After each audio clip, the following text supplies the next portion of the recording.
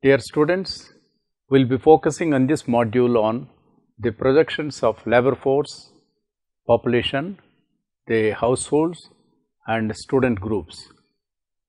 In this way, the major components of population in terms of the working population, in terms of the students population and also the number of households, they are very vital as it has implications for various policies and programs.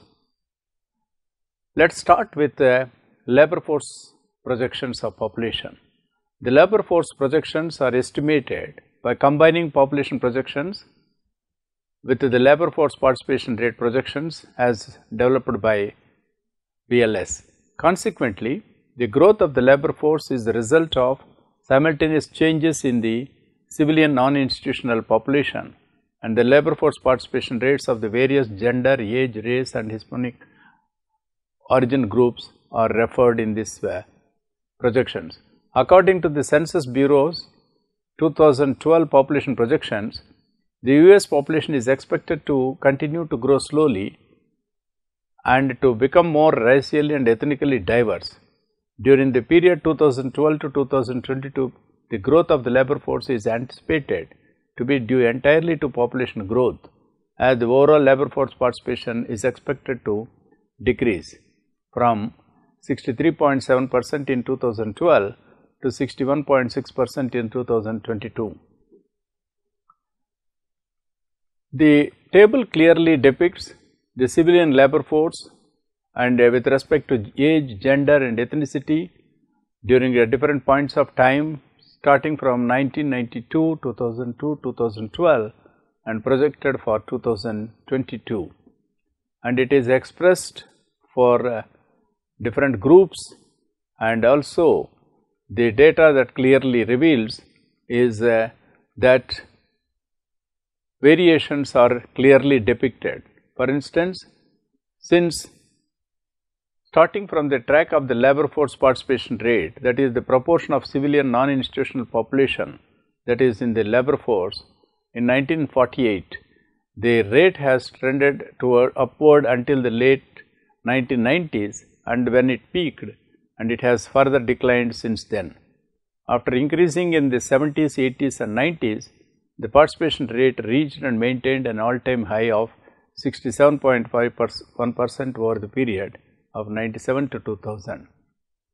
Then, counter to its behavior in previous economic downturns, in which it would soon return to its pre-recession levels, the labor force participation rate continued to decline following the 2001 recession, after which it held steadily at about 66% during 2004 to 2008. Subsequently, during the period 2007 to 9 recession, the overall labor force participation rate fell by 0.6 percentage point from 66.0% to 65.4%. Then in 2010, the rate came to 64.7%, a further decrease of 0.7 percentage point.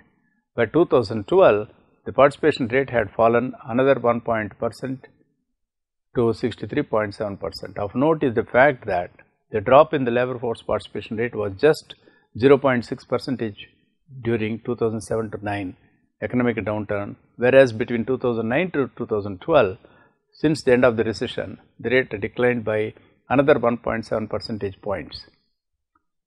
A major factor responsible for this downward pressure on the overall labor force participation rate is the aging of the baby boom generation, as explained in the figure 1. The figure 1 clearly depicts the labor force participation rates during 1947 to 2012 and further projected to 2022. By multiplying the projected labor force participation rates of each group by the Census Bureau's most recent population projections, the labor supply for each category and for the economy as a whole is projected. The main role of BLS in projecting the labor force is to estimate future participation rates. In what follows, past population trends, in addition to population projections of all the different gender, age, race and ethnic categories, are examined first. Next, past trends in the labor force participation rates and projected rates for the period 2012 to 2022 period are discussed. Then the projected level and growth rate of the labor force over the next decade is analyzed, and finally various aspects of the aging labor force are studied. Now let us discuss about the projections of labor households. The households projections are trend based and clearly indicate the number of additional households that would form if recent demographic trends continue. We can find out more about the methodology used and the accuracy of the data projections in household projections, that is on notes and definitions for data analysis. The projections are a demographic projections informed by the projected population as produced by the Office of National Statistics, and projected household representative rates informed by census and labor force survey data. Household projections are therefore driven by assumptions on future levels of fertility, mortality and net migration and household formation behavior, that is, how this population groups into household units as measured by household representative rates. The Department for Communities and Local Government have developed an experimental application where users can access key local authority data from the 2011 based interim household projections through interactive maps and charts. This guidance is to be read in conjunction with the series of household projections, which includes the latest statistical releases on household projections. The current methodology in England reflects work to improve the household projections outputs and methods to better meet user needs. This work culminated in a technical consultation about proposed changes to the national statistics on household projections in March 2010. Let us begin with the definition of a household. For the household projections and mid-year estimates, a household defined as one person living alone or a group of people not necessarily related, living at the same address with a common housekeeping, that is, sharing a living room or sitting room or at least one meal a day. For the 2011 census, the definition of a household was adopted to reflect recent social changes and living conditions, but for the 2011 interim projections, it was assumed that this did not affect household formation at the aggregate level. Projections of the number of households. The household figures for England and its local authority districts are derived by the Department for Communities and Local Government from the household projections model using sub-national population figures from the Office for National Statistics. Generally, the sub-national population projections are updated every other year following the publication of updated mid-year estimates of population, but occasionally an interim set of projections are produced to meet user needs. For example, after census results are published. The 2011 based projections are interim because they are based on the 2011 based interim sub-national population projections. These population projections are based on the 2011 mid-year population estimates rolled forward from the census 2011 data and apply the demographic trends used for the previous 2010 based sub-national population projections. An estimate of the communal establishment population is subtracted from the total population to give the private household population. These population figures, split by age, sex and marital status groups, are multiplied by the projected household representative rates that represent the proportion of the population in that category who are household representatives. These rates are based on the 71, 81, 91, 2001 and 2011 censuses and labor force survey data. The breakdown of the household projections into the detailed household types is given by a projection of headship rates from 2001 and 2011 census. Figures for the number of households for 2011 are derived from household representative rates applied to the ONS mid-year population estimates for 2011.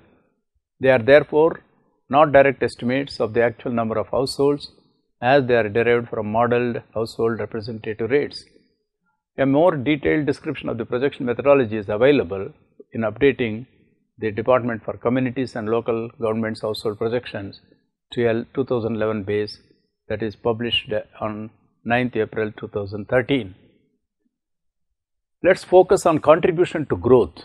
The analysis on the effect of population change and household formation on household growth as presented in the table on household projection shows changes in the population contributed for about 98% of the growth in household formation, whereas changes in household formation contributed about 3% of household growth. These two elements do not add up to 100% because there is an interaction effect. In terms of the quality, as the population projections are a key component of the household projections, the Office for National Statistics generally publishes a set of variant national population projections showing the effect on the population projections of different assumptions on fertility, life expectancy and net migration, and variant household projections. We give a broad indication of the sensitivity of the projections to these demographic assumptions. There are no variant projections available for the interim 2011 based sub-national population projections, so no variant projections have been produced for the consistent 2011 interim household projections. In order to provide a sense of the sensitivity of the 2011 based interim household projections to changes in population, an analytical exercise has been done by applying the household formation rates from the 2011 interim household projections to the 2008 based sub-national population projections. Let us discuss about historic series and archive figures. The data for 1861 to 1961 are largely based on the census figures for England and Wales, with Wales including Monmouthshire excluded to maintain an area consistent with modern England. The figures up to till 1921 use families and separate occupiers and have not been adjusted to take account of the definitional change in 1921 that effectively removed the institutional population from the figures. The figure for 1939 is based on work by A. E. Holmans as cited in Housing Policy in Britain in 1987, Broomhelm, with a pro rata adjustment made for England using the population ratio. Previous projections from this century have been replaced by the 2011 based interim projections, but information about these can be found from various references listed in the module. Now let us focus on based on these figures for England to 2008 are based on ONS mid-year population estimates and projected rates of household formation from trends in census and labour force survey data. Other data sources such as the labour force survey provide direct sample survey estimates of the number of households in each year and therefore may differ from the model based figures shown here. Figures from 2002-2008 have been revised to be consistent with revised mid-year population estimates for these years, and figures from 1991 have been updated in line with the methodology used for the 2008 based projections. Household estimates for Wales from 1991 to 2007 were revised in 2009 August to provide a back series consistent with the methodology changes adopted for the 2006 based projections. Northern Ireland figures are census counts from 1961 to 2001, 2008 based projections for 2008 onwards. All projections are 2008 based. Data for earlier years may not follow the consistent definitions. Let us discuss now in detail about the projection of student population.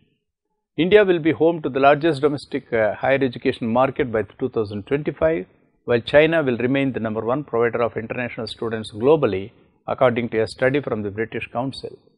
India will have the largest 18 to 22-year-old population in 10 years, that is to the extent of 119 million population.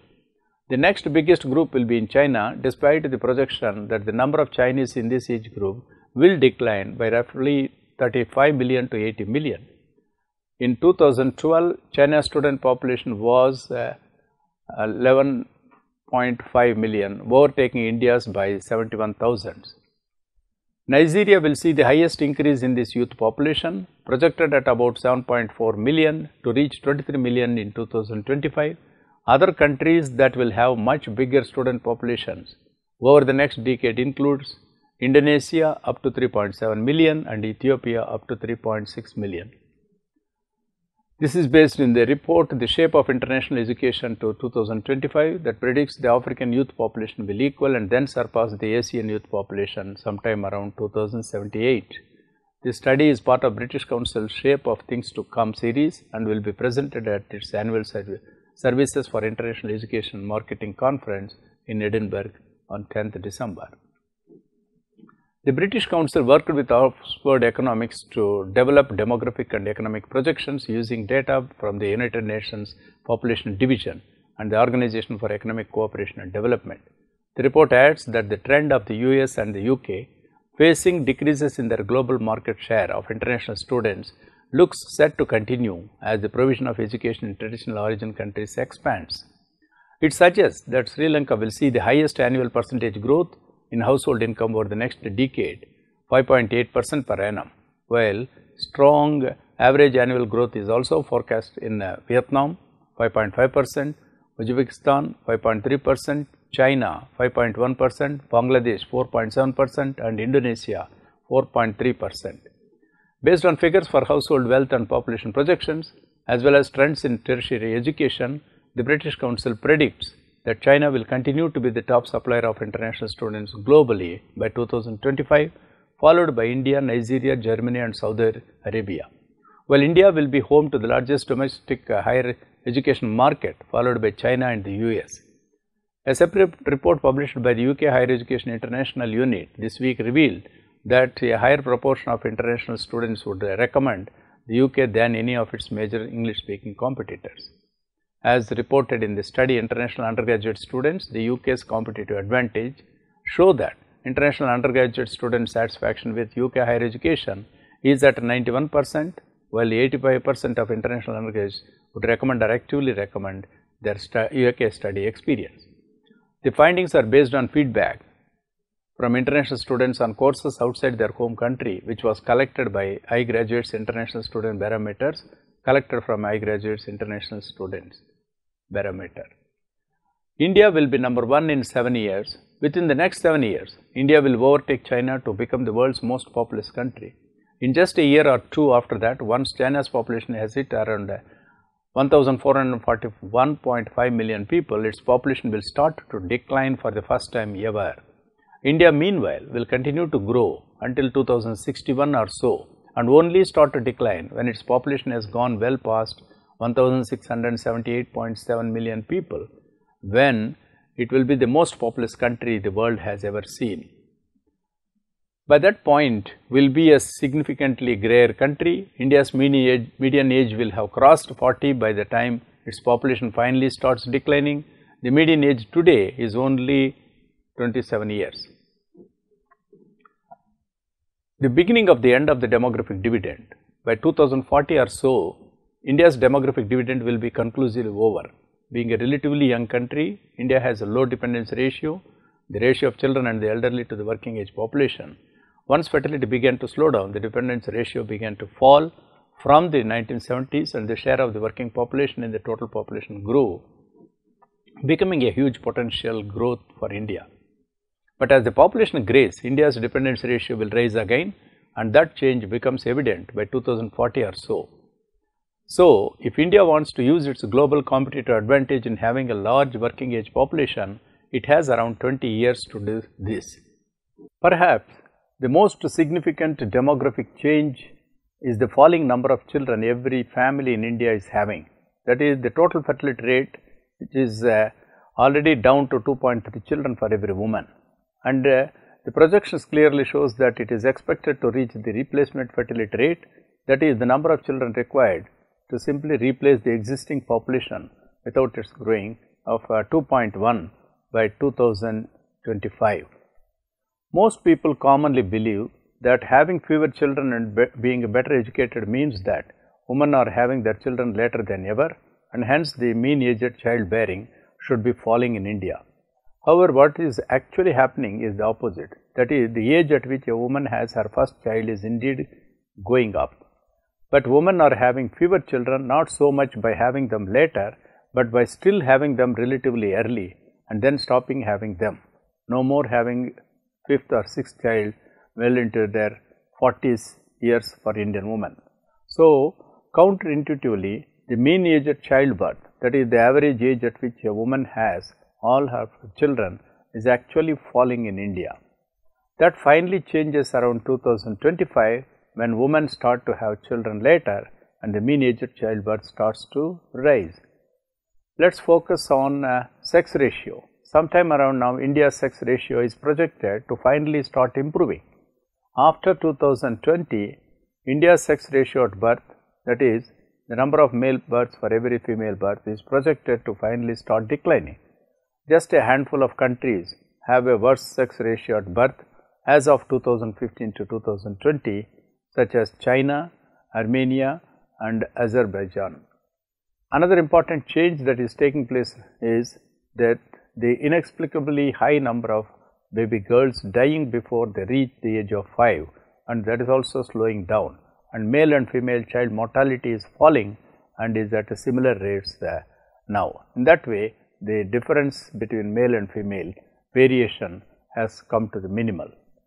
The table clearly depicts the summary of historical and projected public school enrollment for a country like Maryland, and for the different years starting from the year base population of 2006 to actual of 2011 and projected for different periods of time like 2016, 2021 and 2026.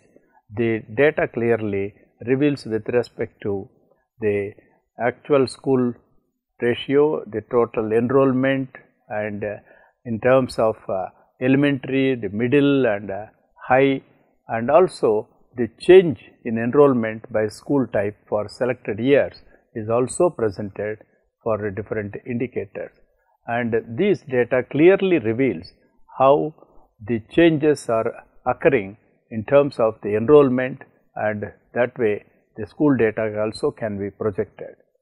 Overall, in this module, we are able to have a reasonably understanding of the population projections in terms of the projected households, the projections for school population, and also the projections for the labor force.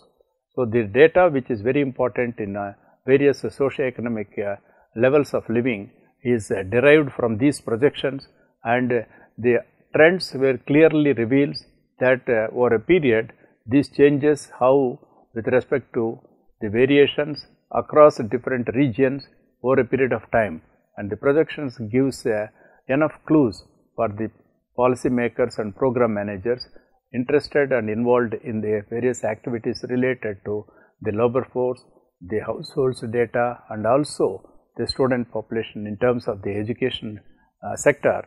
This data, projected data, plays a very important role for making to enhance the lives of these segments of population.